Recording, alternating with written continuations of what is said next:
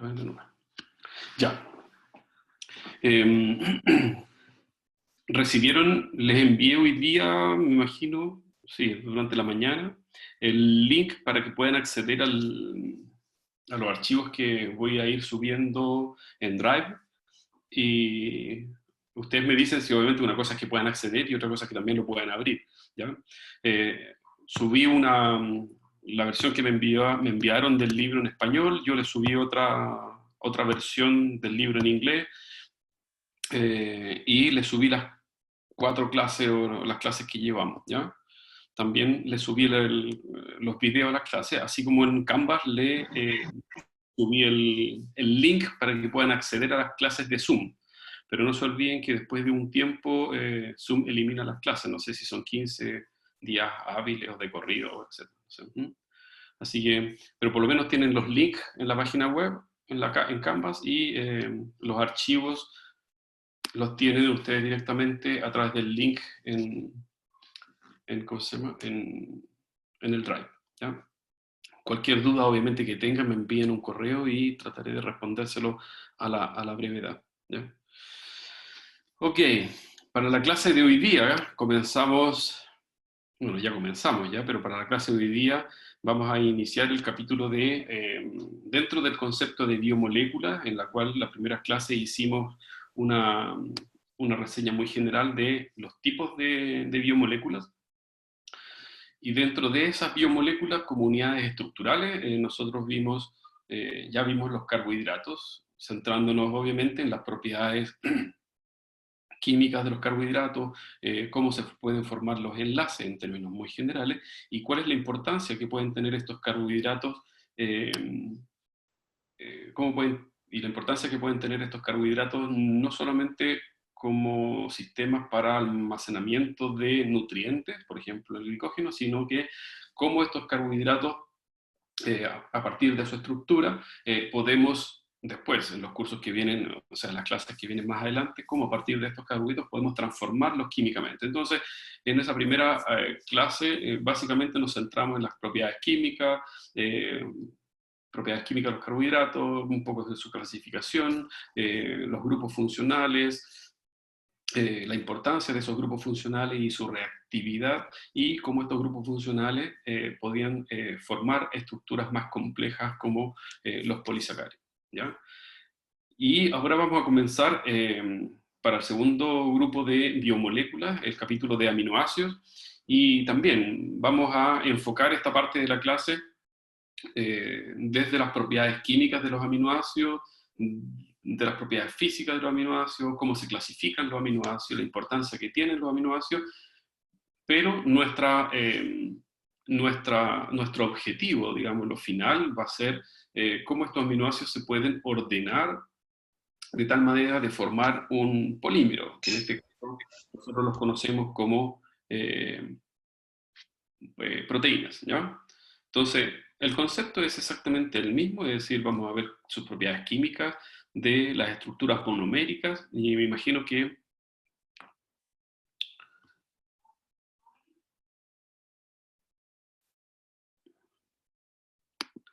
pero, ya, en presentación, déjenme, ahí está en presentación, ¿ya? Y como yo les comentaba, vamos a ver esta primera parte de la clase, básicamente enfocándonos en las propiedades químicas de los aminoácidos, la estructura,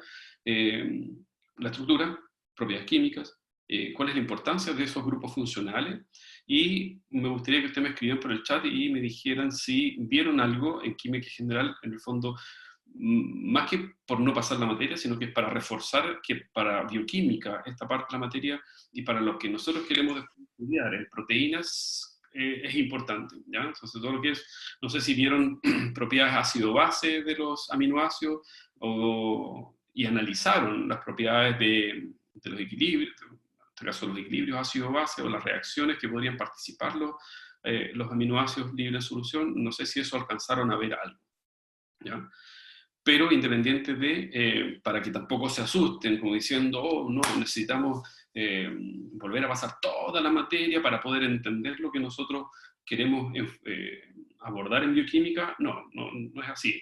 Obviamente la materia yo se las voy a pasar en el contexto en que el curso de bioquímica lo requiera, ¿ya? Es decir, yo le voy a pasar las propiedades de ácido base, le voy a pasar las propiedades de suterión. ¿Por qué? Primero porque son una propiedad importante para poder entender cómo no solamente los aminoácidos, sino que las cadenas polipeptídicas pueden encontrarse en una condición fisiológica determinada, ¿ya? Básicamente, básicamente eso es lo que nosotros vamos a ver, ¿ya? Entonces yo creo que lo voy a pasar un poco más profundo de lo que pasaron en química general, ¿ya? Pero eso les va a ayudar obviamente a refrescar un poco la materia y a fortalecer esa parte de la materia, que para la parte de bioquímica, lo que nosotros pasemos en clase y lo que ustedes lean del libro respecto de esa clase es suficiente. ¿Ya? Tampoco tienen que empezar a leer todos los libros de química general y de todas las propiedades ácido-base, porque tampoco lo vamos a requerir para este curso, ¿ya? Pero sí lo básico. Entonces, en ese contexto, ya todos conocemos la estructura de los aminoácidos, y los aminoácidos como unidades monoméricas tienen grupos funcionales tal cual como ustedes lo pueden ver ahí en la diapositiva, ¿ya?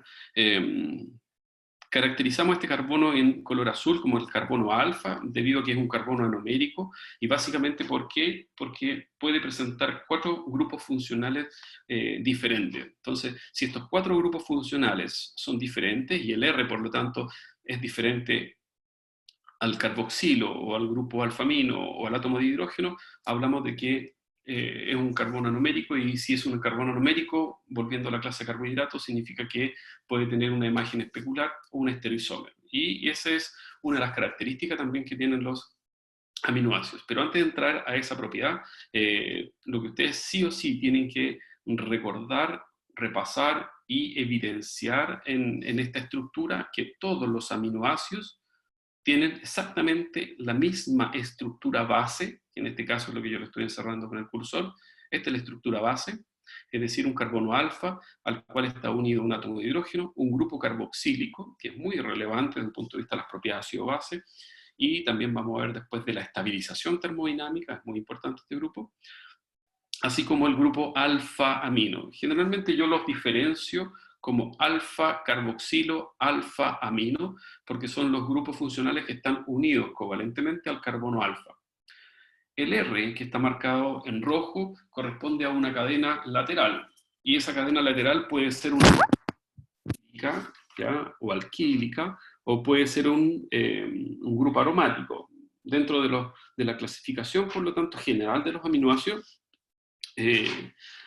como todos tienen exactamente estos mismos átomos en esta parte de la molécula, lo único que los diferencia, por lo tanto, uno respecto del otro, es el grupo R. Y eso significa que, por lo tanto, que la clasificación general de los aminoácidos pasa por las diferencias del grupo R, por ningún, o más bien dicho, por ninguno de estos grupos, ¿ya? Unido al carbono alfa. Solamente lo que lo diferencia uno respecto del otro es un grupo R, ¿ya? Y de ahí, por lo tanto, nace y se basa la clasificación general de los aminoácidos. Pero entonces no se olviden, todos los aminoácidos tienen exactamente la misma estructura, y lo único que los diferencia es el grupo R. Todos tienen un alfa carboxilo, todos tienen un alfa amino. Y desde un punto de vista químico, tienen propiedades ácido-base muy similares, que esas también las vamos a analizar para todos los aminoácidos, o por lo menos las vamos a evidenciar para todos los aminoácidos. Cuando uno habla, Diego, cuando uno habla de alfa-carboxilo o alfa-amino, es porque esos grupos, tal como lo mencioné anteriormente, esos grupos siempre están unidos al carbono alfa. ¿Por qué? Porque el grupo R, que ya les voy a mostrar también las estructuras de los otros aminoácidos, el grupo R también puede tener un carboxilo o puede tener un amino. Y ahí viene también la clasificación y viene la identificación o separación de los aminoácidos en función del grupo R. Por ejemplo, ahí vamos a diferenciar o clasificar a los aminoácidos como ácidos o como básicos. Entonces, un aminoácido ácido, el grupo R tiene un carboxilo, pero no tiene un carboxilo directamente unido al carbono alfa, sino tiene un carboxilo unido a una cadena alquílica. Entonces ya no es un alfa carboxilo, sino que es un epsilon carboxilo, si es que el grupo carboxilo está al final de la cadena alquílica, que ya les voy a mostrar un ejemplo, o generalmente a veces uno lo llama R-alquílico, o perdón, R-carboxilo. R-carboxilo es porque ese grupo carboxilo está en la cadena lateral, en la cadena R. Lo mismo pasa con los básicos, ¿ya? Aquí el básico, por ejemplo, el ejemplo más clásico es la lisina. La lisina es es un butilamino, es decir, el grupo R son 4 átomos de carbono, es una cadena alquílica, y en el último átomo de carbono, después en el cuarto, hay un grupo NH3, igual que este, con carga. ¿Ya? Entonces ese NH3 no está unido al carbono alfa, ese NH3 está unido a una cadena alquílica, entonces ese es un epsilon amino o es un R amino. Esa es una forma de diferenciarlos cuando uno quiere, por ejemplo, referirse a un aminoácido en particular para diferenciar el grupo amino que está unido al carbono alfa o al carbono numérico respecto del grupo amino, por ejemplo, en la lisina, que está unido a la cadena alquílica. ¿Ya? Esa es la diferencia, Diego. ¿Ya? En términos generales, por lo tanto, uno puede hablar de la nomenclatura respecto de los aminoácidos. Yo se las muestro generalmente, pero no... ¿Cómo se llama? Voy a dejar esto acá porque me molesta la pantalla. Yo siempre les muestro la nomenclatura, pero no me interesa que ustedes se la aprendan de memoria. Pero dentro de la química orgánica, obviamente hay una forma de poder llamar a estas moléculas o de darle un nombre. Entonces, en ese contexto, bueno, sí, es importante, por lo tanto, que ustedes por lo menos vean cómo se nombra un aminoácido desde un punto de vista de la UPAC, ¿ya? Después ustedes van a ver la estructura y lo más probable es que se acuerden del nombre genérico y me digan, ah, esa es la alanina, o esa es la glicina, o esa es la isoleucina, etc. ¿Ya? Pero toda molécula orgánica también tiene una forma de llamarla químicamente. Entonces, como aquí el grupo funcional es el más importante, ¿ya? En este caso el alfa-carboxilo es el carbono 1 y después vienen toda la cadena alquílica, carbono 2, carbono 3, 4, 5. Entonces este sería un 2,6 dimetil 1, 2, 3, 4, 5, 6 hexanoico. Esa es una forma de nombrar a la lisina, ¿ya? Pero uno no nombra a la lisina como el ácido 2,6 dimetil hexanoico, ¿ya? Pero es el nombre YUPAC, ¿ya? Pero solamente para que ustedes lo vean, ¿ya? Lo que aparece aquí con alfa, beta, gamma, delta, epsilon, es la nomenclatura antes de la UPAC. Entonces, si este es el carbono principal, ¿ya? Si este es el carbono principal, entonces el carbono adyacente al grupo funcional principal es el carbono alfa. Beta, entonces este sería alfa epsilon dimetilamino hexanoico. Es otra forma de mostrarlo, ¿ya? Pero ¿qué es lo que me interesa a mí? Y qué es lo que interesa, más que me interesara a mí en particular, sino que qué considero yo que es importante que ustedes aprendan a reconocer es si este aminoácido, aquí ustedes tienen el ejemplo que les mencioné anteriormente respecto a si es que hay otro grupo funcional unido a un carbono diferente al carbono alfa, por eso se llama este el carbono alfa, porque eso viene de la nomenclatura antigua, ¿ya? Este sería el alfa carboxilo, este sería el alfa amino, porque están unidos al carbono alfa directamente, pero en cambio este grupo amino está unido al carbono épsilon, entonces este es el épsilon amino, o puede estar unido al gamma amino, o al delta, o al gamma amino, ¿ya? No está unido directamente al carbono alfa. Esta es la lisina, entonces, pero ¿qué es lo que me interesa más a mí de esta estructura? Y obviamente para el beneficio del curso en general, más allá de aprenderse cómo se nombran los aminoácidos, considerando la nomenclatura UPAC, es que ustedes reconozcan los grupos funcionales que tiene esta molécula. Entonces, como todos los aminoácidos tienen exactamente esta misma estructura, es decir, alfa-carboxilo, alfa-amino y el hidrógeno unido al alfa-carboxilo, ¿ya?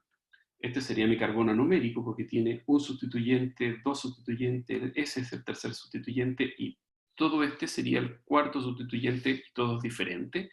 Por lo tanto, tenemos la estereoisomería L-lisina, D-lisina. ¿Ya? Lo mismo que pasa con los azúcares. Pero ¿qué es lo que me interesa de este aminoácido en particular y de todo? Que ustedes reconozcan, mire, este aminoácido tiene en su grupo R, ¿ya?, un grupo amino. Entonces, si tiene un grupo amino, es un aminoácido básico. Ahora, el grupo R puede tener un ácido carboxílico en esta posición. Lo puede tener en esta posición o puede estar en esta otra posición. Entonces si está en esta posición, sin este carbono en la posición 6, sería el glutamato, ¿ya?, o el ácido glutámico. O si eliminan los dos últimos átomos de carbono y el grupo carboxílico está unido a carbono alfa, beta, gamma, entonces sería el ácido aspartico. Es decir, a mí lo que me interesa desde el punto de vista de la estructura es que ustedes sepan reconocer si es un aminoácido básico, si es un aminoácido ácido, si es un aminoácido neutro, si es un aminoácido apolar, si es un aminoácido polar sin carga o con carga, dependiendo del pH en el cual esté presente este aminoácido. Eso es lo que a mí me interesa, ¿ya? Es decir, la química que hay detrás más que la nomenclatura, ¿ya? Para que, si ustedes quieren reforzar esta parte de la materia, ok, refuercen la química que hay detrás más que la nomenclatura en química orgánica, ¿ya? Con respecto a eso, bueno, ya se los mencioné, utilizando como ejemplo la lisina, ¿ya? En este caso, este sería el carbono que tiene 4 sustituyentes diferentes. Allí ustedes tienen 1, 2, 3, 4, por lo tanto, es un carbono anomérico, y si tiene un carbono anomérico significa que se puede obtener 2 estereoisómeros.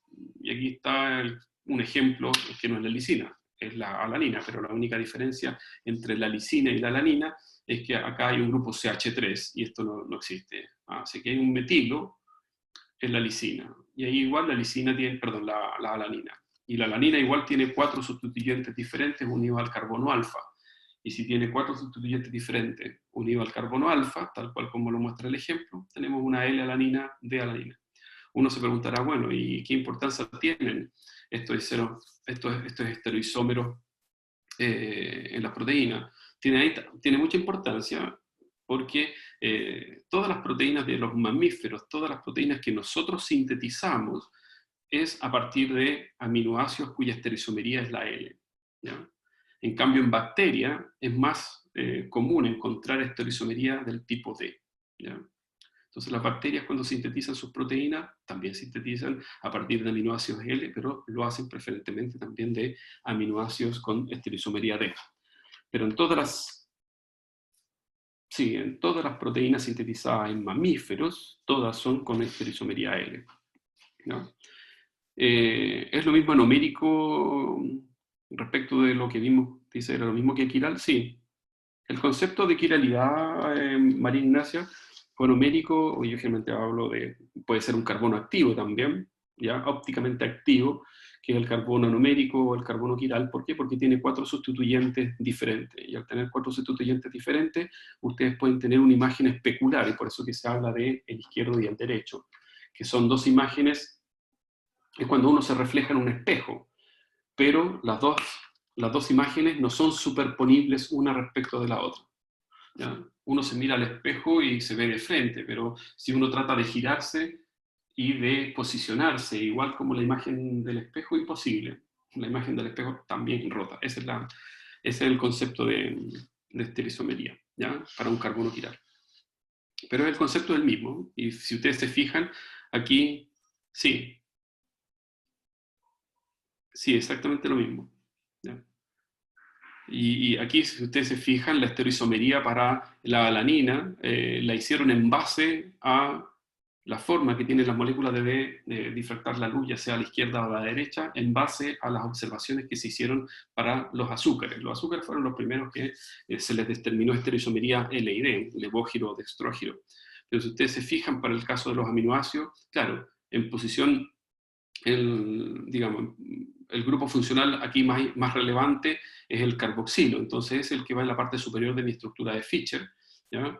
Y el grupo R, en este caso, va en la parte de abajo de mi estructura de Fischer. ¿En qué posición queda, a la izquierda o a la derecha, el grupo alfa-amino? Es lo que va a definir también la estereoisomería para el caso de los aminoácidos, L y D. Entonces, cuando ustedes quieran escribir una estructura de Fischer de un aminoácido, generalmente uno siempre lo escribe en conformación en estereoisomería del tipo L, ¿ya? Que es el que recurrentemente se encuentra en las proteínas de mamíferos. Entonces, cada vez que yo escriba una estructura en una pizarra, lo voy a escribir de esta manera, ¿ya? Carboxilo arriba, el grupo amino, perdón, a la mano izquierda, el hidrógeno a la mano derecha, y el grupo R hacia abajo de mi estructura de Fischer. Esa es una forma, ¿ya?, de nomenclatura que se utiliza para los aminoácidos, ¿ya? Entonces, generalmente aquí me gusta hacer un dibujo en la pizarra. Ahora, yo no sé, por eso compartiendo pizarra, yo no sé si ustedes lo van a ver. Déjenme poner acá, recuerden que yo...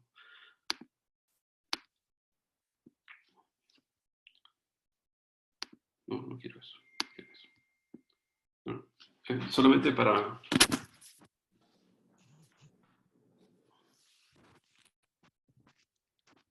Okay.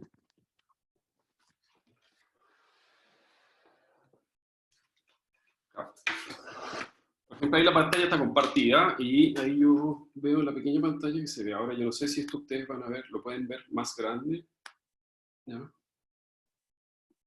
Pero generalmente me gusta esta parte dentro de lo que es la clasificación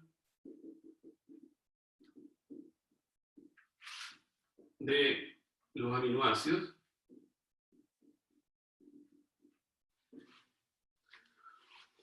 Entonces, uno siempre considera que la clasificación de los aminoácidos pasa solo por el grupo R, que es lo único que nos diferencia, ¿ya? ¿Ya?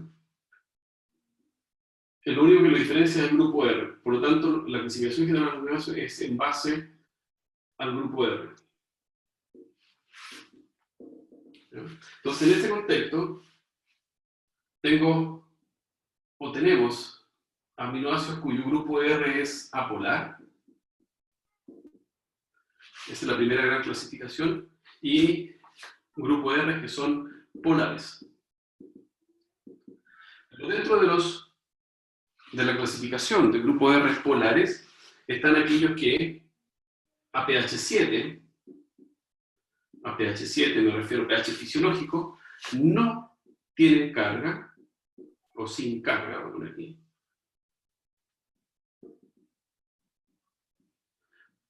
Ojo, no se olviden que es en base al grupo R. Entonces, a pH 7 hay grupos polares que son sin carga y obviamente hay grupos polares que son con carga a pH 7. Y dentro de los aminoácidos cuyo grupo R es polar con carga a pH 7 están aquellos que tienen carga positiva. Entonces hablamos de los básicos, y aquellos que a pH 7 tienen carga negativa, que son los ácidos. ¿Ya? Y esta es una clasificación que sí es importante que ustedes la manejen, es decir, que ustedes cuando vean la estructura de un aminoácido reconozcan el grupo R, ¿ya? Reconozcan el grupo R y ese grupo R, ustedes me digan, es un grupo R apolar. Ese grupo R es un polar, pero que a pH 7 no tiene carga, o que ustedes sepan reconocer que ese grupo R de ese aminoácido en particular sí tiene carga a pH 7 y es un ácido o es básico. Ahora, ¿por qué es importante que ustedes reconozcan los grupos R dentro de la estructura general del aminoácido? Es porque cuando posteriormente sinteticemos una proteína, los únicos que le van a dar la propiedad a esa cadena polipeptídica son los grupos R. Por lo tanto, es muy importante si ese grupo R es apolar, si ese grupo R es polar, con carga o sin carga. Porque esos grupos R son los que van a determinar lo que nosotros conocemos como estructuras de las proteínas, ¿ya? Van a determinar la estructura secundaria de una proteína, la estructura terciaria de una proteína, la estructura cuaternaria de una proteína. Y el concepto de determinar la estructura de una proteína es en base a las múltiples tipos de interacciones electrostáticas y no electrostáticas que van a permitir que esos grupos R interaccionen entre sí para poder definir el concepto de estructura, por ejemplo, terciaria, o el concepto de proteína nativa. Y eso es extremadamente importante y fundamental para poder entender la función, por ejemplo, que tiene una proteína. Entonces, si bien es cierto, la química de los aminoácidos es importante, pero cuando ahora los aminoácidos forman parte de una cadena polipeptídica y hablemos de residuos aminoácidos, ahí cobran relevancia los grupos R. Y ahí sí es importante que ustedes sepan reconocer un grupo R y que me digan, mire, este grupo R es apolar, este grupo R es polar sin carga, este grupo R puede participar en una interacción del tipo ion-ion, en una interacción del tipo ion-dipolo, o en una interacción dipolo-dipolo. No, mire, este grupo, por ejemplo, a pH 7 tiene una carga negativa y por lo tanto puede formar un puente salino con este otro grupo que a pH 7 tiene una carga positiva. Eso sí es importante que ustedes lo manejen dentro del contexto general de la estructura de aminoácidos. Y por eso que en esta clasificación el grupo R, sí, el grupo R cobra una importancia muy relevante cuando analicemos las estructuras de las cadenas polipeptídicas, las propiedades de la cadena polipeptídica. Sí, Xiomara, generalmente nosotros consideramos pH fisiológico. El pH fisiológico fluctúa entre 7.2 y 7.4, no más allá. Pero en términos generales, uno habla a pH 7, considerando pH fisiológico. Y la clasificación que aparece en el libro es a pH 7, ¿no? Pero obviamente el fisiológico es 7.2, 7.3. Para los ejercicios de ácido-base o de equilibrio ácido-base, obviamente yo les tengo que dar el valor del pH, y en base a eso uno determina los diferentes equilibrios químicos. Así que de eso tampoco se preocupen. Lo que sí importa entender es el concepto que hay detrás del valor de pH, ¿ya? ¿Cuál es el concepto que hay detrás del valor del pK? Es decir, ¿qué significa pK? Que ya lo vamos a ver después, ¿ya? ¿Ya? Esa clasificación está en las diapos, así que tampoco es una gran cosa, ¿ya?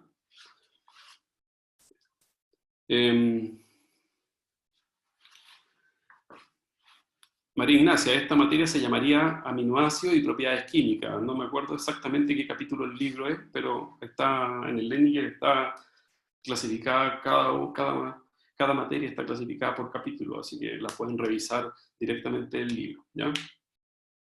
Entonces, en ese contexto, obviamente, lo que interesa desde un punto de vista de la estructura de los aminoácidos es la propiedad de los grupos R.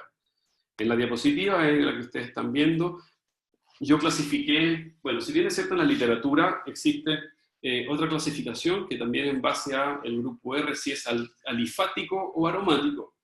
Yo no hago esa diferencia. ¿Por qué? Porque los grupos aromáticos pueden ser polares, semipolares o sencillamente apolares. Por lo tanto, yo lo clasifiqué, metí todo en una sola clasificación como concepto apolar. Por eso que aparecen ahí los aromáticos. Este es un alifático. La valina es un alifático, es un isopropil. La alanina es alifático, es un lipometil. La metionina es una cadena alifática, es decir, una cadena abierta, ¿ya? Que tiene un átomo de azufre, ¿ya? La isoleucina es un terbutil, son 4, ¿verdad? Ya. La prolina es cíclico, no es aromático, pero es cíclico, ¿ya? Pero el triptofano, por ejemplo, sí, pues el triptofano es aromático. El concepto aromático tiene que ver básicamente con la capacidad que tienen las moléculas, en este caso átomos de carbono, de compartir electrones, por eso aparecen aquí estos dobles enlaces, por lo tanto estamos hablando de hibridación sp2, ¿ya? De hibridación sp2, ¿ya? Entonces, pero aquí tienen un aromático y tienen un alifático, ¿ya? Y no lo veo acá, pero debería estar acá. Es que se mueve, perdón, que yo toco la pantalla y se mueve, ¿ya? Ya, entonces, para el caso, estos son R no polares. Y aquí, ahí es lo que andaba buscando. Ahí está la fenilalanina, que es otro aromático no polar. triptofano, aquí yo les digo que tengan un poco de cuidado, porque el triptofano está clasificado como un aromático, igual que la fenilalanina, igual que la tirosina, que se los voy a mostrar, pero la fenilalanina es 100% apolar, ¿ya? Es 100% apolar. En cambio, el triptofano, si bien es cierto este anillo, ¿ya? Este anillo es apolar, resulta ser que esta otra parte del anillo, especialmente ese grupo NH, tiene características polares. Por lo tanto, el anillo indol, este es el anillo indol, ¿ya? El anillo indol del triptofano no es 100% polar, pero tampoco es 100% apolar, sino que este grupo NH tiene características polares y que puede, por lo tanto, estar participando en una interacción del tipo dipolo-dipolo, ¿ya? Entonces, desde esa perspectiva, considerando solamente la propiedad de este átomo, NH3, es mejor clasificarlo como un aminoácido polar, pero que tampoco es 100% polar, por eso yo lo dejé un poquito más en la clasificación como no polar, pero siempre hago la salvedad que este grupo NH es un poquito polar. A diferencia de de las otras moléculas que son todos apolares y por lo tanto van a jugar un rol importante no solamente en la solubilidad que muestran estos aminoácidos en solución, sino que después va a cobrar relevancia cuando veamos la composición de la cadena polipeptídica, ¿ya? ¿Qué cosa les puedo mencionar acá? La glicina es el aminoácido cuyo grupo R es el más pequeñito, es un átomo de hidrógeno.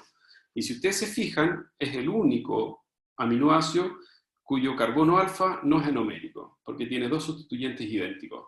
Entonces, la glicina existe en la naturaleza como glicina. No existe L-glicina, no existe D-glicina, solo es glicina. En cambio, la alanina tiene 4 sustituyentes diferentes, ese carbono numérico, por lo tanto, tenemos L-alanina, D-alanina y así para todos los aminoácidos, ¿ya? Otra característica es que aquí la glicina presenta el grupo R más pequeñito, ¿ya? Y después no se olviden de eso, porque lo vamos a retomar y lo vamos a ver desde un punto de vista de la estructura de las proteínas. Entonces la glicina, al tener un grupo R muy pequeñito, juega un rol importante en darle flexibilidad, es como si fuese el codo del brazo, le da flexibilidad a la cadena, en ese punto donde está la glicina, básicamente porque el grupo R es tan pequeño que no genera el concepto que se llama un impedimento estérico, por tamaño o por volumen. Entonces, es un punto de inflexión de mi cadena que le da bastante flexibilidad. Por el contrario, nos vamos al otro extremo. La prolina. Aquí el grupo R de la prolina está formando un enlace covalente con el grupo alfa-amino. Entonces, la prolina no tiene alfa-amino, tiene un alfa-imino. Así se llama este enlace ahora. ¿Ya? Pasó de ser amino a un imino, porque está formando un enlace covalente con el grupo R, ¿ya? Entonces, otra característica que después la vamos a ver cuando veamos cómo se forman los enlaces peptídicos y sí, la formación de este enlace covalente es qué propiedad y característica tiene este grupo imino. Pero al ser un R cíclico, ¿ya? Este es un R cíclico, no es aromático, es cíclico, no tiene doble enlace, ¿ya? Vamos a ver que cuando prolina participe de la formación de la cadena polipeptídica, va a haber un cambio de dirección importante. Entonces, si mi cadena polipeptídica va en dirección izquierda-derecha y justo introducimos en esa cadena una prolina, entonces automáticamente, no, ni siquiera automáticamente, obligatoriamente la cadena va a cambiar de dirección. Y eso es solo producto de que el grupo R está formando un enlace covalente con el grupo alfa-amino, ¿ya? Que en este caso sería este grupo imino. Entonces, cuando ustedes ven una cadena polipeptídica y de repente cambia abruptamente de dirección en 180 grados, es porque lo más probable es que en ese punto de inflexión haya una prolina, ¿ya? Esas son las cosas que son relevantes desde un punto de vista de la estructura de las proteínas, que obviamente la estamos analizando de manera independiente, como si fuesen cada uno de estos, o sea, lo estamos estudiando y lo estamos viendo de manera independiente, de acuerdo a las propiedades de cada uno de estos aminoácidos por separado. Pero las propiedades de los grupos R, de los aminoácidos por separado, no va a cambiar cuando estén formando parte de una estructura polipeptídica. Entonces, en ese contexto, son exactamente las mismas. ¿Ya? Son exactamente las mismas para una proteína en particular. ¿Ya?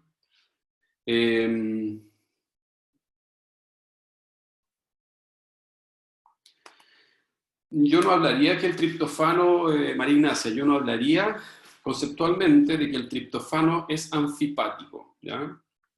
Generalmente la propiedad anfipática de las moléculas es cuando estamos hablando de regiones dentro de mi molécula, ¿ya? Los fosfolípidos son anfipáticos, porque tienen una región que es la cadena acílica, que son apolares, y tenemos otra región, que es el grupo fosfato y, por ejemplo, la colina, que son regiones de átomos que tienen carga o que tienen característica polar. Aquí el triptofano no tiene una región importante que le dé el carácter de anfipático, sino que solamente es un átomo de hidrógeno que está unido a un elemento electronegativo como el nitrógeno, ¿ya? Por lo tanto, no es una región tan relevante como para, por ejemplo, diferenciar a esta molécula como si fuese anfipática, ¿ya? Yo no utilizaría el concepto de anfipático en el triptofano, no lo he encontrado en ninguna de la literatura, ¿ya? Pero siempre yo recalco que el triptofano es más apolar, ¿ya? A excepción de solamente ese hidrógeno que está unido a ese nitrógeno que tiene características polares, ¿ya?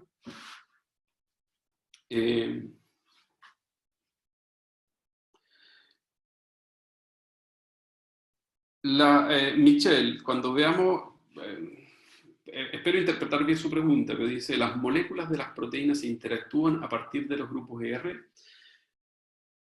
Cuando veamos la estructura primaria de una proteína, que es la formación del enlace peptídico, ustedes se van a dar cuenta, dentro de lo que es la estructura, que los grupos R quedan dispuestos en conformación trans, que es la configuración más estable termodinámicamente.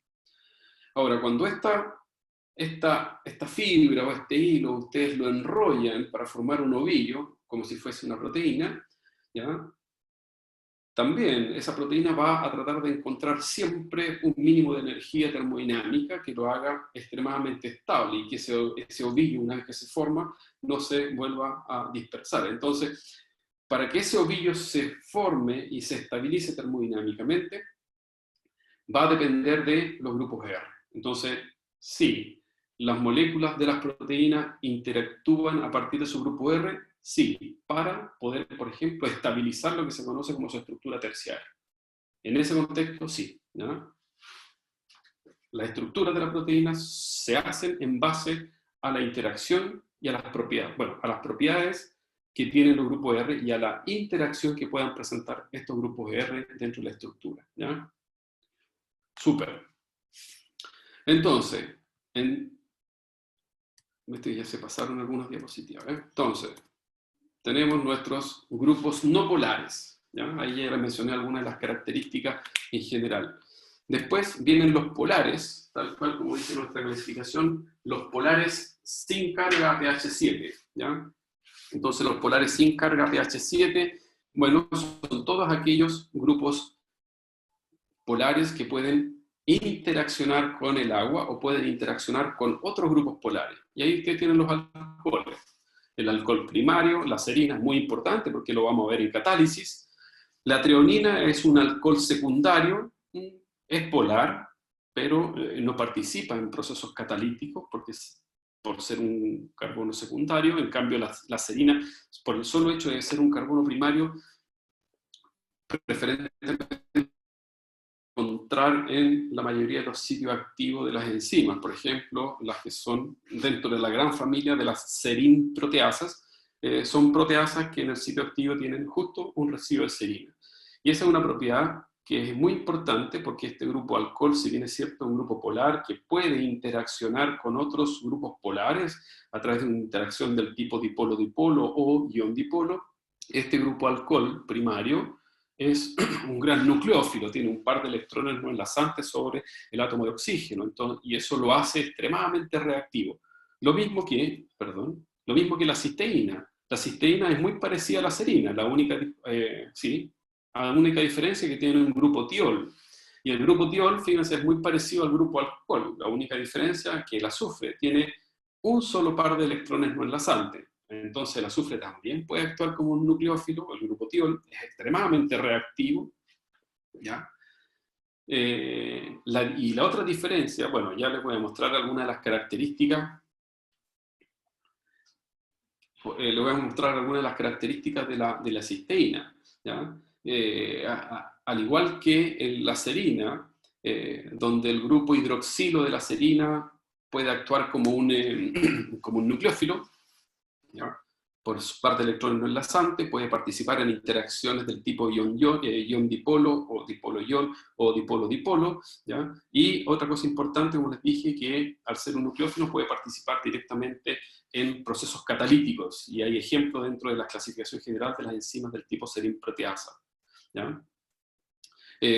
Cualquier cosa, igual la grabación va a quedar, a no ser que a mí me falle el internet, pero la grabación la van a tener, así que igual después pueden ustedes volver a revisar la grabación para ver qué es lo que no alcanzaron a escuchar o si se les cortó si se les cortó el internet o alguna cosa, ¿ya? Así que no, no se preocupen de eso.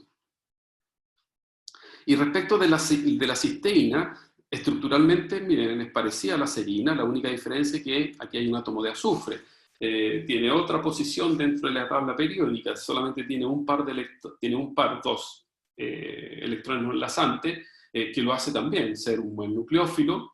Pero una cosa más importante de la serina es que este grupo tiol es extremadamente reactivo y además participa en propiedades ácido-base, en equilibrio ácido-base, a diferencia de este alcohol primario. El alcohol primario de la serina no participa en equilibrios ácido-base, a no ser que ustedes lo lleven a un pH casi de 14. Ahí recién van a tener una propiedad ácida del alcohol primario, pero desde un punto de vista fisiológico no tiene ninguna relevancia que un alcohol primario, por ejemplo, se ionice a pH 14 o a pH 13. ¿Ya? En cambio, la cisteína, ¿ya?, sí se puede ionizar a un pH no 7, pero sí se puede ionizar a un pH de 8.8, es decir, basta que yo lleve mi solución a un pH de 9 y resulta ser que este grupo tiol se puede ionizar en su base conjugada y el protón correspondiente. Entonces, este protón o este hidrógeno de acá de la cisteína tiene propiedades ácido-base, en cambio el hidrógeno de la serina no tiene propiedades ácido-base, por lo menos. ¿Ya? Entonces, además, este grupo tiol también participa en reacciones de óxido-reducción. Entonces, si participa en reacciones de óxido-reducción, fíjense, ahí tienen dos grupos tioles de la cisteína. Cuando los grupos tioles se oxidan, obviamente tiene que haber aquí un aceptor, ¿ya? Un aceptor de esos electrones. No se olviden que los electrones no se van al seno de la solución, sino que tiene que haber un agente oxidante, que es el que se reduce. Aquí los grupos tioles son agentes reductores porque ellos se oxidan, ¿ya? Ese juego de palabras también es importante que ustedes lo vayan incorporando, ¿ya? Entonces, para una reacción de óxido-reducción, yo necesito tener presente un agente que se oxide, ¿ya?, que es un agente reductor. Este agente se oxida, por lo tanto, él actúa como un agente reductor. ¿Por qué? Porque hace que otra especie se reduzca. Entonces, otra especie está oxidado y se reduce a expensa de este par de electrones. Eso también lo vamos a ver con todo el detalle después en el capítulo de bioenergética. Pero si ustedes se fijan, cuando hay una reacción de oxidación, podemos formar un enlace covalente entre estos dos átomos de azufre. Y ese enlace covalente, pensando que esto es parte de una proteína y esta es parte de otra proteína, es lo que da cuenta de la formación de enlaces covalentes intermoleculares. Y si tenemos enlaces covalentes intermoleculares, obviamente eso le da una estabilidad enorme a una cadena polipeptídica, ¿ya? Esa es la importancia que tiene la cisteína. Entonces la cisteína es el grupo tiol es un buen nucleófilo. Aparte de ser un buen nucleófilo, puede participar en reacciones ácido-base y además en una reacción de óxido-reducción a través, llevando a cabo, por ejemplo, la formación de un enlace covalente intermolecular. Ahí ustedes tienen 3 características que son extremadamente importantes para la cisteína. A pesar de que la tirosina, fíjense, es aromática, donde este grupo benceno es apolar, sí tiene un átomo que es polar. Por lo tanto, aquí el grupo funcional de la tirosina es el fenol, y el fenol es polar, ¿ya? El fenol es polar, y además, no solamente es polar, sino que este grupo alcohol sí tiene propiedades ácido-base, y por lo tanto, esta tirosina a pH 10, por ejemplo, se puede ionizar sin ningún problema, ¿ya? Entonces, aquí la tirosina sí o sí es considerada polar, no es que tenga carácter polar, no, es considerada polar, ¿ya? Porque aquí es el átomo de oxígeno el que aporta los 2 pares de electrones enlazantes, y por lo tanto este hidrógeno, ¿por qué se va el cursor? Este hidrógeno tiene propiedades ácido-base. La asparagina y la glutamina, ¿ya?, que son 2 aminoácidos polares, esos sí no tienen carga a pH 7, ¿ya? Y si no tienen carga a pH 7, sí pueden participar en interacciones del tipo de dipolo, en este caso dipolo-ion o dipolo-dipolo, ¿ya? Todos ese tipo de interacciones, obviamente, los vamos a ir viendo cuando entremos al capítulo de estructura de proteínas.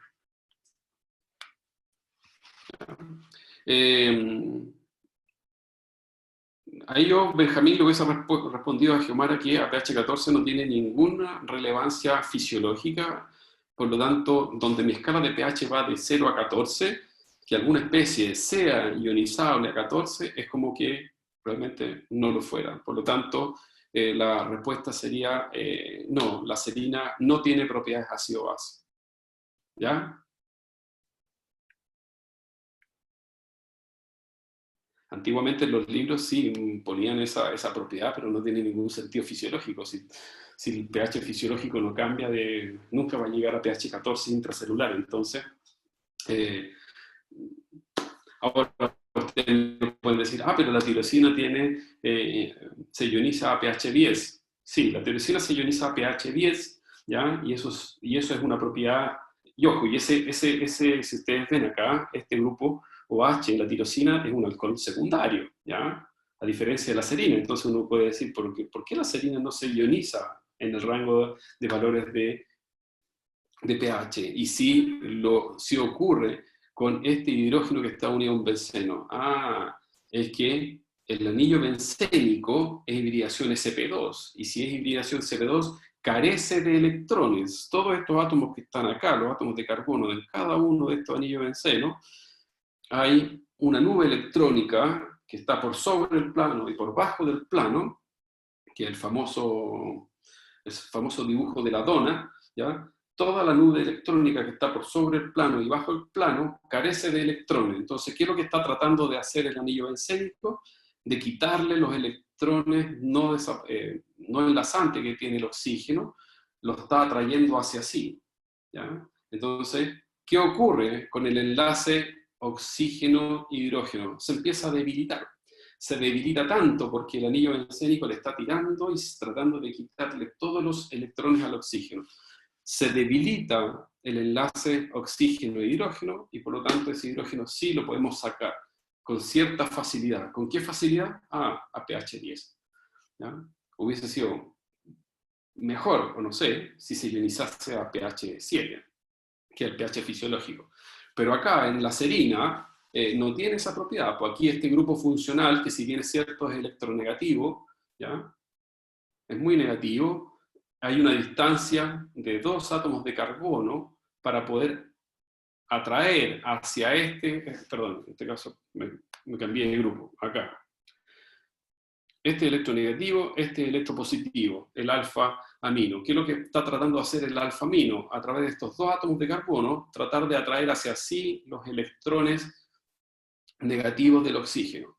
Pero la fuerza de atracción es tan débil que nunca se va a debilitar el enlace oxígeno e hidrógeno. Y por eso que este hidrógeno de la serina no se ioniza ni a pH 10, ni 11, ni 12, ni 13, sino que ya cuando ustedes están casi en el 14, están casi fuera de la escala de pH. Uy, se me acaba la batería. Espérame. Espérame.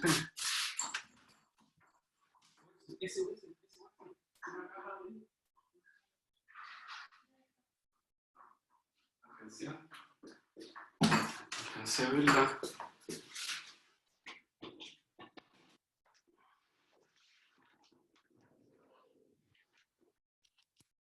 Salvamos.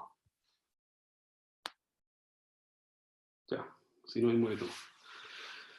¿Ya? Entonces, esa es la... No, salí corriendo porque vi que se me estaba acabando la batería de mi notebook. ¿Ya? Entonces, esa es la diferencia.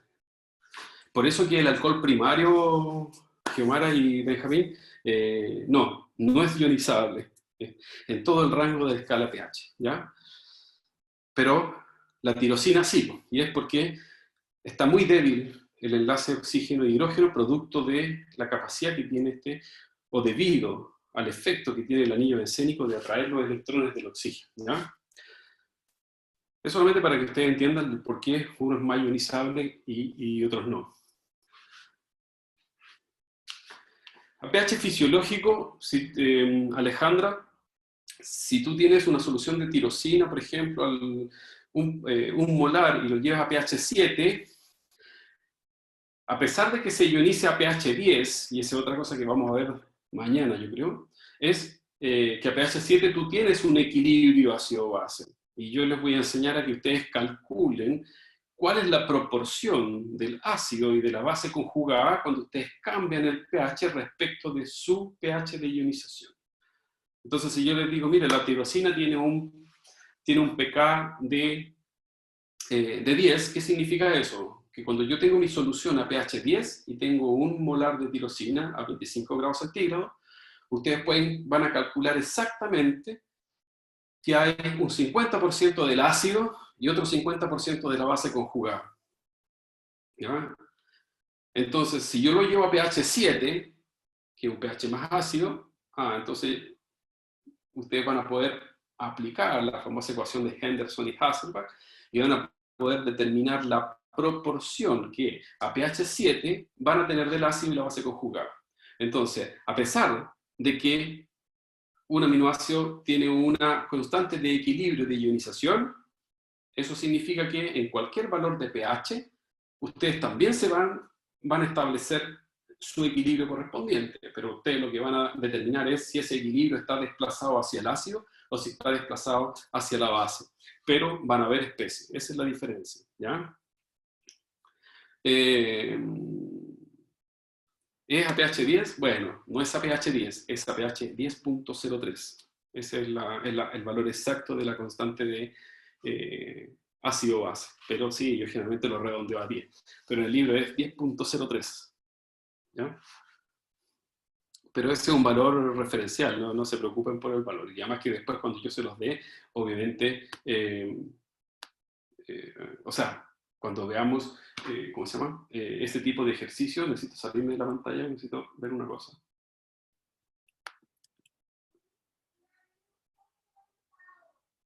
Ya.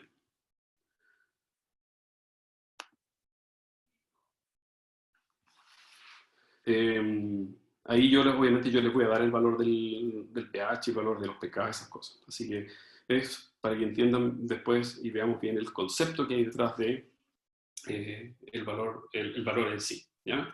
Déjenme terminar esta parte de la clasificación y descansamos un rato. ¿Ya? Entonces ya vimos los que tenían sin carga y ¿qué nos queda? Los grupos R ahora que presentan carga pH 7. Y de hecho los que tienen carga pH 7, ahí, están los que tienen carga positiva pH 7, que son los básicos, y carga negativa pH 7, que son los ácidos. Y aquí ustedes tienen los tres únicos residuos básicos. Lisina, fíjense que tiene un grupo epsilonamino, que está en el último átomo de carbono. Más que llamarlo como epsilonamino, solamente yo le llamo R-amino para diferenciar que este amino está en el grupo R, a diferencia del alfa-amino, que es el que está acá arriba, ¿ya? Entonces, si ustedes no se acuerdan si es alfa, beta, gamma, R-amino, ¿ya? El R-amino de la lisina tiene un valor tanto de pKa, el alfa-amino de la lisina tiene otro valor de pKa, etc. ¿Ya? Entonces, a pH 7, estos grupos, o sea, estos residuos o estos aminoácidos, grupo R, se encuentran con carga. ¿Qué significa eso? Que al estar cargados, porque tienen un átomo de hidrógeno extra, eso significa que a el valor de pH de 7, aún ese hidrógeno no tiene propiedades ácidas. Entonces vamos a ver que todos los aminoácidos básicos tienen valor de pK del grupo R más cercano a 9, 10, 11. ¿Ya? Por ejemplo, la lisina, si no me equivoco, tiene cerca de 9. El grupo guanidino, este es el grupo guanidino de la arginina, está cerca de 12. ¿Ya? Ahora, la estructura del grupo guanidino, tal cual como ustedes lo ven aquí, pueden poner la carga positiva en este átomo de hidrógeno, la pueden colocar en este átomo de hidrógeno, siempre y cuando cambien la posición del doble enlace. ¿Ya? Es decir, esas dos estructuras son idénticas. Es decir, si ustedes tienen, por ejemplo, NH, carbono, doble enlace, NH2, NH2, eso es exactamente lo mismo. Es exactamente lo mismo que ustedes escriben la estructura de esta manera.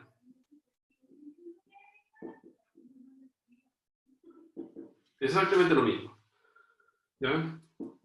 Ahora, y esto es lo mismo que ustedes escriban de esta manera la estructura. Por eso que son tan importantes las estructuras. Ahí estoy dibujando la resonancia de mi... perdón, este es NH2, no es... ¿Ya? Cuando uno dibuja, lo hace de esta manera, con línea punteada, significa que esa carga positiva puede estar deslocalizada en cualquiera de los dos átomos de nitrógeno. Pero si ustedes la escriben de manera fija, ahí sí, pues tienen que escribirlo de esa manera o lo pueden escribir de esa manera. Entonces tienen que tener mucho cuidado cuando escriban la estructura moleculares, ya que para el caso del grupo guanidino, estas tres estructuras son equivalentes. ¿Ya? Lo mismo ocurre con la histidina. ¿Ya? La histidina es muy importante porque se van a encontrar ustedes que la histidina está en muchos sitios activos de aminoácidos, y la histidina ustedes también la pueden escribir de esta manera. Este es el grupo CH2, y aquí viene la cadena. ¿Ya? La histidina tiene esta estructura. Este es el anillo imidazol de la histidina. Hay un doble enlace acá, hay otro doble enlace acá. Entonces, cuando ustedes tienen, este es un CH2, cuando ustedes escriben la estructura de esta manera, aquí tiene este átomo de nitrógeno, tiene 1, 2, 3, 4 enlaces, por lo tanto, ahí está la carga positiva. ¿Ya? Profe, ¿puede como subir la cámara para ver el dibujo, por favor? Gracias. Y es exactamente lo mismo si ustedes lo escriben de esta manera, pero ahí tienen que tener cuidado dónde escriben los dobles enlaces. Entonces, si aquí ustedes tienen su NH, y acá está ese doble enlace, cambia la posición de este doble enlace. Si ustedes lo colocan en esa posición, ahora sí, la carga positiva está sobre ese átomo de nitrógeno, porque ustedes tienen 1, 2, 3, 4 enlaces. ¿Ya? Y al igual que el grupo guanidino, ustedes pueden reescribir esta estructura de esta manera.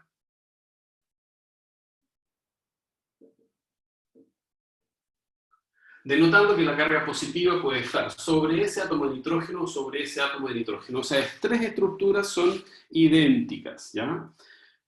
En los libros aparece de esta manera, en el Horton aparece de las tres maneras, en el Denninger aparece de esta manera. Pero eso no significa que esta esté mala, esta está buena. Lo que sí tienen que tener cuidado es dónde colocan el doble enlace. Porque si ustedes escriben esto, eso está malo. ¿Ya? Si usted a este átomo de nitrógeno, ustedes le atribuyen propiedades ácido-base y colocan el doble enlace en esta posición, eso está malo. ¿Ya? Entonces por eso tienen que tener cuidado. Entonces el símbolo más va en el doble enlace siempre. Sí, porque el que tiene los 4 átomos de los 4 enlaces, 1, 2, 3, 4, ahí estaría el signo más. Acá, 1, 2, 3, 4, ahí va el signo más.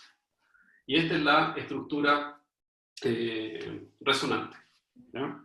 Entonces, lo pueden escribir de cualquiera de las tres maneras, lo importante es que sea consecuente con las características y propiedades de los átomos, ¿ya? No puede ser al azar. Pero déjenme, ¿ya? Que se me escondieron la... ¿Ya? Entonces, en eso tengan cuidado, ¿ya? Y otra característica que aparece, que nadie me lo ha preguntado, están clasificados como grupo R con carga positiva, pH 7. Ah, pero mire, aquí el grupo imidazol de la histidina aparece el nitrógeno con un par de electrones enlazantes. ¿Dónde está la carga positiva? No está escrita. ¿Por qué no está escrita? Ah, porque resulta ser que el equilibrio iónico de la histidina, o en este caso del grupo imidazol de la histidina, es o se encuentra a pH 6. ¿Qué significa eso? Que este hidrógeno, si yo escribo esta estructura, ¿ya? Este hidrógeno que está acá se ioniza a pH 6, por lo tanto, a pH 6 está relativamente cerca del pH fisiológico y por lo tanto predomina casi en un 50% ambas especies. Me refiero al ácido, a la especie ácida que tiene carga positiva, y a la especie básica, que en este caso sería la especie que aparece en la diapo sin carga. Y cuando aparece sin carga, tienen que obligatoriamente escribirle el par electrónico no enlazante. Y eso es básicamente ¿por qué? Porque este hidrógeno que aparece aquí, este que está acá, es bastante ácido. Tan ácido que se ioniza un poquito más abajo del pH fisiológico. ¿Qué quiere decir eso? Que a pH fisiológico tiene el nitrógeno un par de electrones no enlazantes, ¿ya? Pero es porque casi tanto la base conjugada como el ácido están en proporciones similares, ¿ya? Entonces, en ese sentido, solamente tienen que tener cuidado, ¿ya? Ah, me salté los ácidos y solamente las especies que tienen carga ahora negativa pH 7 solamente son dos, que son los ácidos. Ahí ustedes tienen el ácido aspartico y el ácido glutámico. El ácido aspartico estamos hablando de un grupo carboxílico que está unido a un grupo CH2. El glutámico, el grupo carboxílico, está unido a un grupo etilo, es decir, hay una diferencia de un átomo de carbono.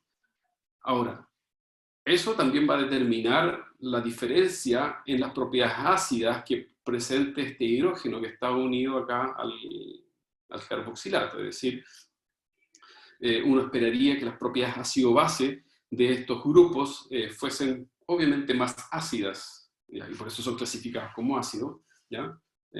Respecto de los otros grupos, ¿ya? Entonces, entre estos dos, la única diferencia es un grupo metilo que hay entre medio, y por lo tanto eso también va a determinar que hayan diferencias en las propiedades ácido-bases del protón que está unido al grupo R, ¿ya?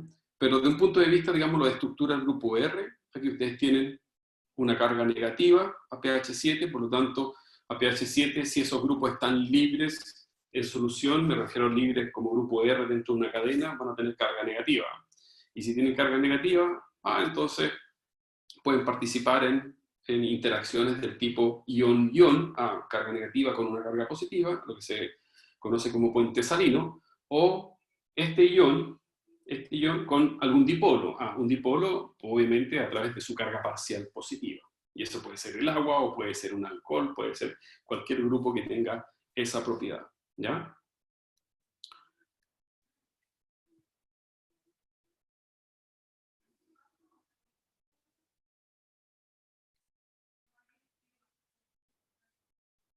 A ver.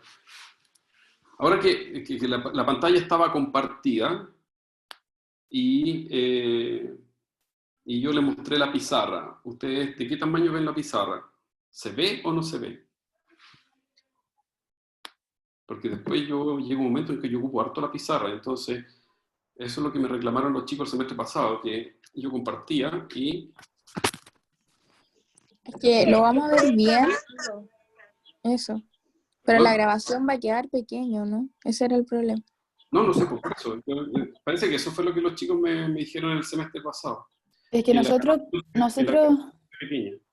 podemos cambiar como dejar de ver lo que usted estaba compartiendo y ver lo que muestra su cámara, pero la grabación se va a ver en chiquitito usted y La grande lo que está pantalla. compartiendo. Claro, entonces, porque yo hay veces que yo, ya, porque yo hay Tendría que dejar momentos de en que yo compartir tengo, pantalla. a Eso, ver, hablen de a uno porque dos o tres no las escucho al mismo tiempo. para que se vea, ay, perdón, Ya, que para entonces, para que escríbame. se vea grande en la grabación, usted tiene que dejar de compartir la pantalla. Claro, eso es lo que yo sé. Sí. Por eso. Entonces, es lo uno o lo otro. Pero ustedes tienen las diapos, entonces ustedes podrían ir siguiendo las diapos sin la necesidad que yo comparta la pantalla cuando yo obviamente voy a ocupar la pizarra. En el curso yo ocupo casi el 90% pizarra y muy poca, en clases presenciales obviamente uno deja el PowerPoint puesto y uno ocupa la pizarra. Yo a veces ni siquiera ocupo el PowerPoint. ¿Ya? Pero, y lo otro sería sencillamente que cuando yo ocupe la pizarra, dejar de compartir, ¿no? Y esa sería una posibilidad. Si es que es muy importante para ustedes que yo les comparta la pantalla para que ustedes vayan viendo la secuencia en la diapositiva. Pero, ¿ya? Sí, por Power, miren, hagamos una cosa. Cuando yo voy a ocupar cuando yo vaya a ocupar la pizarra, yo prefiero que se vea bien la pizarra y total el PowerPoint ustedes lo tienen. ¿Ya? Entonces, eh, y si ustedes pueden de manera simultánea estar viendo la clase y abrir el PowerPoint, también se podrían ir dando cuenta de la secuencia. Pero cuando yo uso la pizarra, a veces yo no sigo exactamente la misma secuencia del PowerPoint, pero obviamente está dentro del contexto de la clase que uno ve en el día. Así que, ¿ya? Sí. Sí, Ámbar, yo ya le envié, le subí los PowerPoint hasta las clases de cinética, ¿ya? Por si acaso. No, no están todas en Canva, Tonka, están solamente hasta la clase de cinética enzimática. ¿Ah? Ojo, revisen por favor la página, ¿ya? Revisen, métanse al curso. Yo ya les subí las clases, no me pueden decir que suba las clases y ya están. ¿Ah? Eso significa, Ámbar, que usted no ha revisado la página web. ¿Ah? Eso es indispensable para que ustedes puedan ir adelantando. ¿Ya? Entonces, cuando yo ocupe pizarra, no les voy a compartir pantalla para que ustedes vean, obviamente, más nítida la pantalla y del tamaño de. Y, y cuando no, bueno, si no es necesario, si no es necesario, si es necesario que yo les muestre, ¿cómo se llama? Que solamente veamos o a través de compartir pantalla, eso no hay ningún problema de hacerlo. Así que. Así que,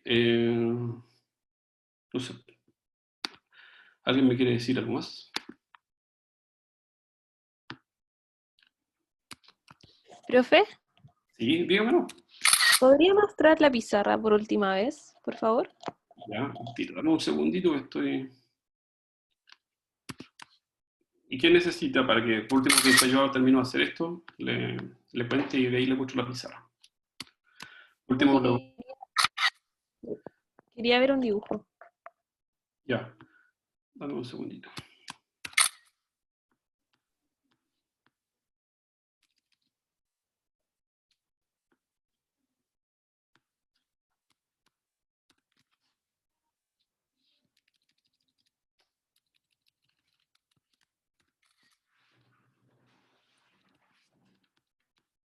A ver.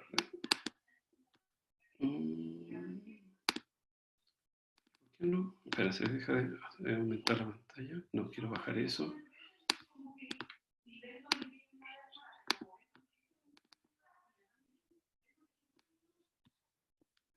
Aumentar el tamaño de esto.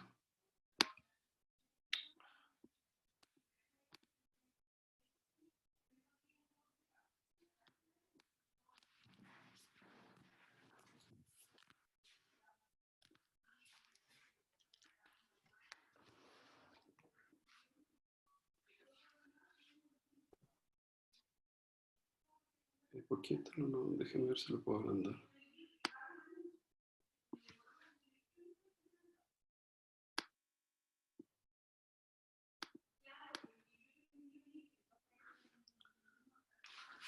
No sé si ve lo que quiere ver.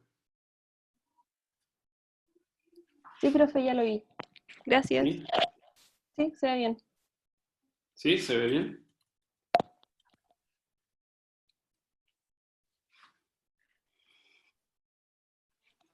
Ya. Gracias, profe. Ya. Ya, ¿tienen alguna otra duda? ¿Alguna pregunta? ¿Algo que quieran?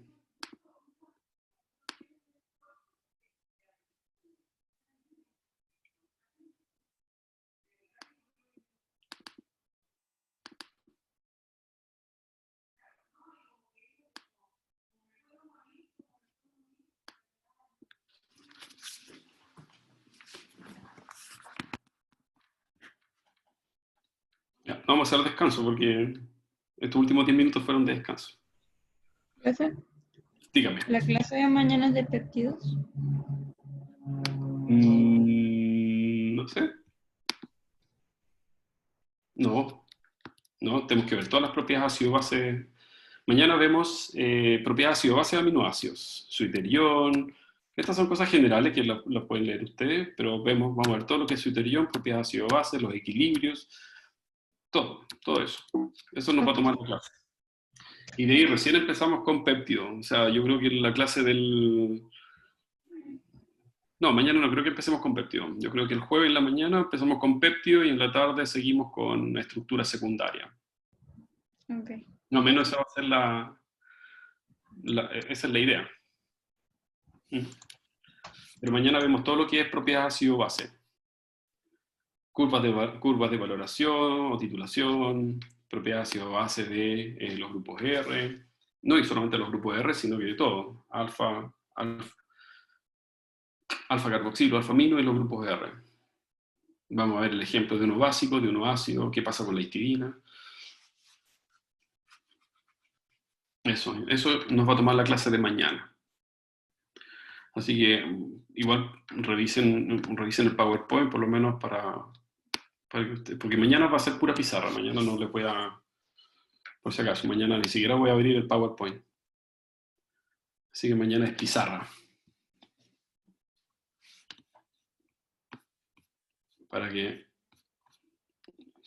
tengan su cuaderno a mano y tomen todos los apuntes correspondientes. Pero mañana va a ser 99,9% pizarra.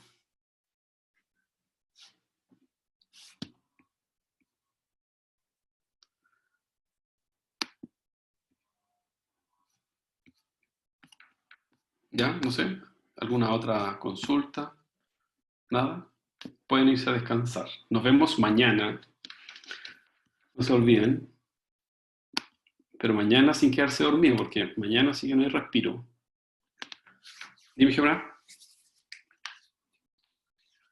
Chao, Paula. Chao, María José. Que estén bien. Chao, Bárbara. Chao a todos. Cuídense. Que estén bien.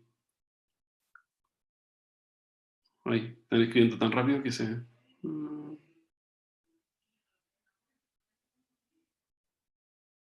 No me refería a alfa-aminoácidos, no. O tal vez era alfa-carboxilo o alfa-amino. A eso me refería.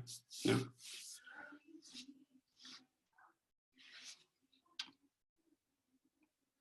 Chao, que estén bien, cuídense. Nos vemos mañana. Mira, no me tomé ni mi café siquiera, se me enfrió.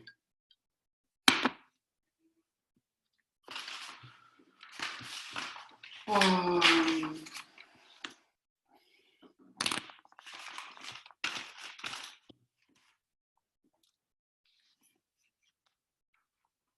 No importa, lo caliento ahora, sí, no se preocupe.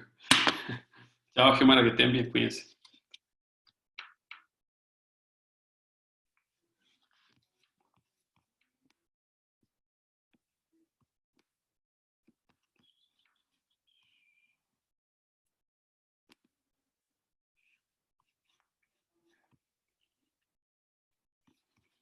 Ok, grabación.